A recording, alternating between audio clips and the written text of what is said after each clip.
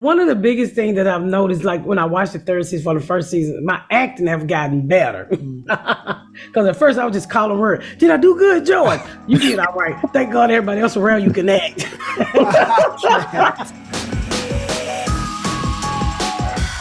The Miss Pat Show season 3 is now streaming on BET Plus, and I'm remembering visiting the set while you guys were filming season 3. And one of the things you said about the theme for season 2 is healing. What would you say the theme would be for season 3? I'm gonna let Jordan answer that one. He's a theme person. I can't. I think there's a character theme, and then there's also a show theme. So character theme. Really, what we see in this season is Pat, on the come up as a comedian, trying her best to juggle balance being a comedian and a mom and a wife. And her trying to figure out if all these things can happen at once, without neglecting or dropping the ball on another. So that's really what the theme is here. And as far as the family, it's really growth. Everybody's inching towards something new. Everybody's inching towards new ground. But as a creator, I think that this is the I Love Lucy season. I keep on saying this is the pure comedy. Like, we just balls to the wall. We just have a lot of fun. So growth. Yeah, there you go. College people always give you long answers. College educated people. Just grow. Just grow. Yeah, exactly. But Miss Matt, I wanted to ask you this. Your character in season 3, her career ascends. She has an agent. She's an OBI for a comedian. So how is this similar to what you went through in your real life? I didn't get an agent that fast. My career didn't take off that fast. It took about 15 years.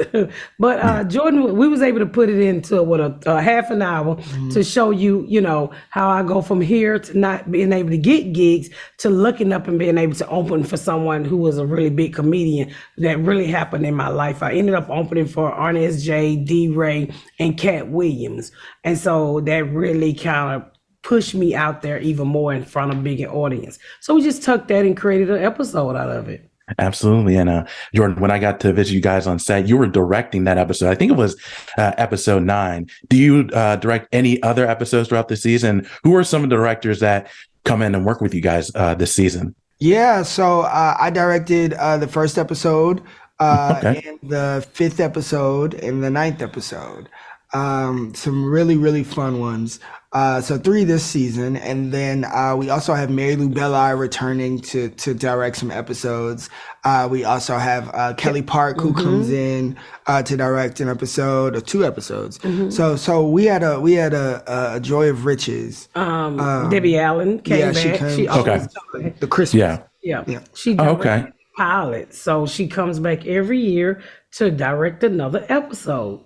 Well, that's awesome. Yeah, I love to hear that. And Miss Pat, with you being the star, writer, executive producer, what's the biggest thing you've learned about working on the sitcom these past 3 seasons? Patience. Yeah. It ain't always what you write, because boy, we write stuff and then you look up, here he is peeking behind a bush. Say this, say that. I'm like, oh, come on, Jordan. do that. He be directing out of flower pots and stuff. You pull open a nightstand, there's Jordan. Try this line.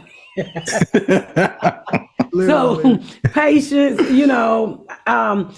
one of the biggest things that I've noticed, like when I watched the third season for the first season, my acting have gotten better. Because at first I was just calling her, did I do good, Joy? You did all right. Thank God everybody else around you can act. So to look at my growth with the acting, I was smiling this season. I was like, oh, I'm growing up some. Okay. Tremendously, yeah. Yeah, she's killing it. Well, Miss Pat, I'm glad you brought that up, because you mentioned that you've said in the past few years that you're not an actor. And I just recently talked to Jay Bernard and Brittany, and they said you're an actor. So do you consider yourself an actor now? I consider myself a comedian first. Right. Okay? Right. That's what got all of this started. Yeah, and I am an actress, because I don't want to say I'm not an actress. And somebody said, well, we're not going to hire her. Yeah, I can act. I can read out loud really well now. So I'm an actress, but at heart, I'm a comedian first. And that's why I love the show, because I get to yell out stuff along with Jordan in flower pots and side of a drawer, pots and pans. Absolutely. And One of the things I noticed about season 3 is there's some really great guest stars, specifically Marla Gibbs, who's seen at towards the end of season 3. So what was it like working with her? For me, as a female, to grow up watching Marla Gibbs on TV, and for Jordan, we're gonna get Marla Gibbs. Like, boy, be quiet. And for him to bring her in there, and he got her cussing, and I was like, Jordan, you ain't got respect for nobody. You think Marla Gibbs gonna say that? That's Marla Gibbs. He's like, I don't see if she'll curse. But I was kind of a little starstruck to be working alongside Marla Gibbs, and just to see how funny she was and how she still got it while she's in her 90s. Absolutely. And Jordan, I wanted to ask you this. This show has received a ton of praise. It was recently nominated for an Emmy Award. So why do you think this show has been successful? I mean, I think it's because, it's just something that we haven't seen, but it's everything that we see in real life every day. It's a Black family that is just unfiltered, unadulterated, and doesn't move in identity politics as far as being respectable or being acceptable. It's really just we are flies on the walls in this Black family's household, and they get to have real conversations and hard conversations. And it's also a Trojan horse for the world to have these hard conversations that they don't normally get to have, or they don't normally have the language to have. And so I think that people just relate to it, and they see themselves in it. And when they don't see themselves, they wish they could be that, and I think that I'm just really grateful that people responded, because really it was a big experiment, right? It was a big experiment as to whether or not, because we sold the show in 2018. So it's like when we wrote the pilot, it was like there were no cursing rated R multicams, And so it was like, oh, can we do a rated R family sitcom in front of a live studio audience and see if they laugh? And so I remember shooting the pilot and waiting for that bated breath of like, oh, please laugh. And they laughed, and they haven't stopped laughing since. So I'm so grateful for that. And also, I truly think it's because, it wasn't my idea. Jordan gave a voice to